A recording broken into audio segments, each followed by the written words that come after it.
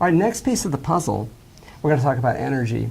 And we got a piece of tape here, and I'm going to hold on to the sticky side, and Sheila's got the shiny side. And if we pull these apart, Oops, sorry. it's all right. Pull them apart.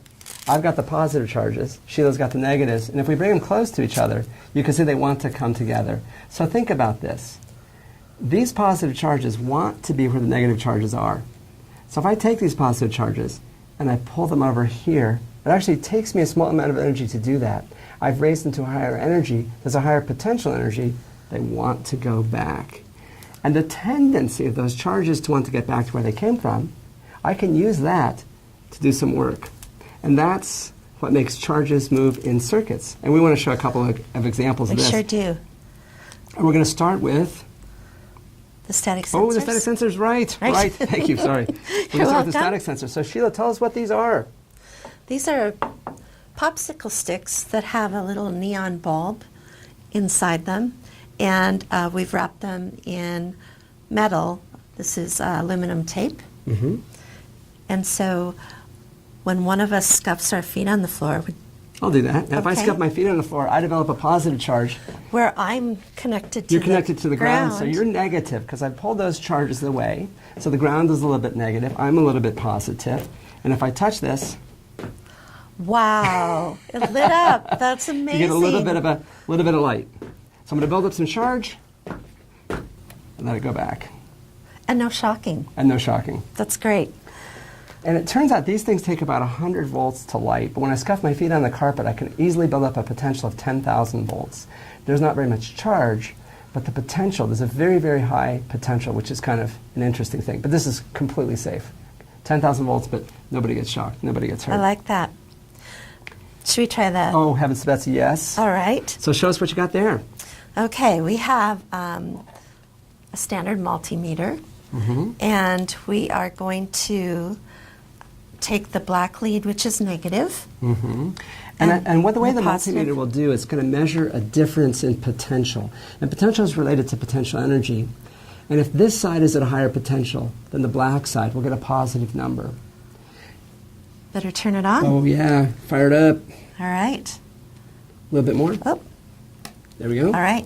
And then Sheila is going to hold a penny in one hand and a nail in the other. And there's a convention of the signs of charges that go with these. So tell us about this. The penny is considered positive, and the nail, which is zinc coated, is negative. And it's a roofing nail. And we did the roofing nail just because it was zinc. So we got zinc, and pennies are, of course, made out of, Copper. at least on the outside. And the inside, they're actually made of zinc, but it matters what's on the outside.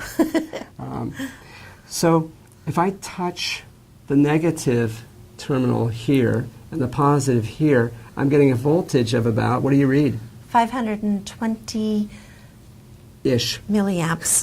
520 millivolts. That's Millivolts. Whoops. And so this is a measure of electric potential.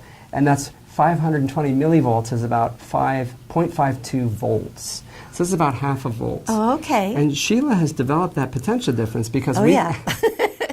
weak acids in her skin interact with the metals. And it turns out that gives positive charges to the penny, negative charges to the nail. This is reminding me that this is similar to a battery. Oh, heavens to Betsy. This is exactly a battery. You are a battery. Wow.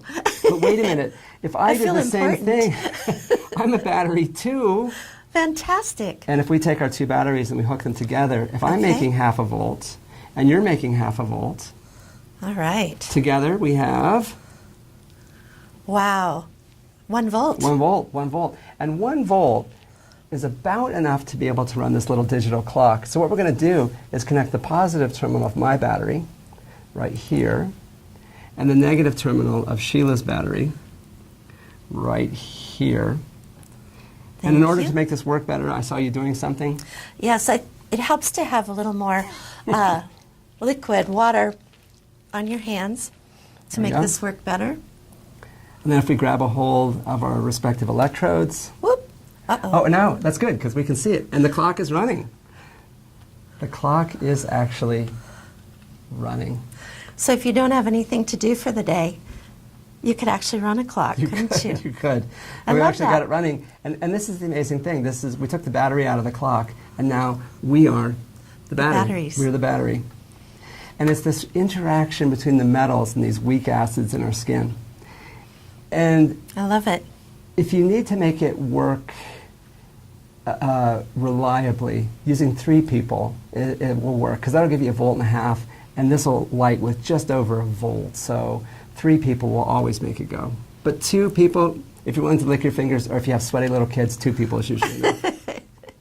So Especially kids after recess. Especially kids, that's the time to do it. And then what else do we have that demonstrates this principle?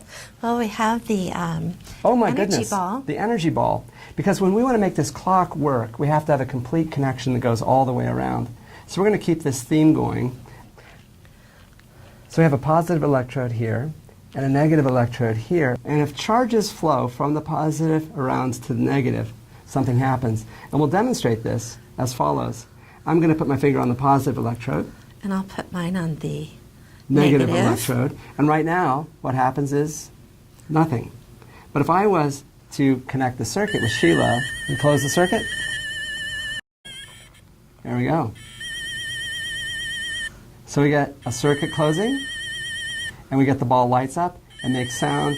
But if there's no circuit, this little energy ball doesn't work its magic. And so we're seeing if we have a complete circuit here. And we've got one more item that demonstrates this idea of separating charges, making potential, and causing charges to flow. It does. The plasma ball. Oh my goodness, the plasma ball. And it's the Tesla coil in it is putting out about 10,000 volts. This is about 10,000 volts. Just It's like you were scuffing off just the like carpet. scuffing your feet on the carpet. Nice. And you end up with a high potential up here, and the ground is still at a low potential. Charges want to go from the high potential to the low. Should we try these static Oh sensors? yeah. And we're Okay. touching the ground, and so we're at a low potential, and this is at a high potential. So if I touch one terminal to the plasma ball, charges flow, and it lights up the bulb. Very nice.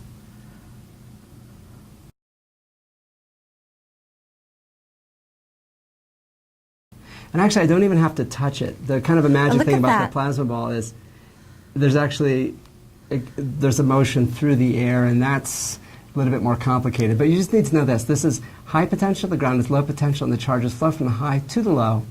It makes the bulb light. And in your kit, you also have Oh my goodness. this bulb.